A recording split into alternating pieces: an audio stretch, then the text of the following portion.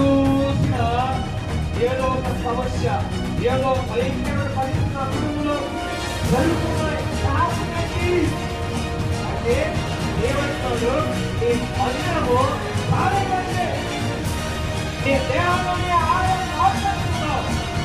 నీ దేహాన్ని ఆలయంలో దేవుడి కోరుకుంటున్నట్టుగా నీ దేహాన్ని ఆలయంలో వ్యభిచారం తెచ్చిపెట్టావు, దొంగతనం తెచ్చిపెట్టావు, మోసం తెచ్చిపెట్టావు, మందు తెచ్చిపెట్టావు, సిగరెట్ తెచ్చిపెట్టావు, అసలు తెచ్చిపెట్టావు.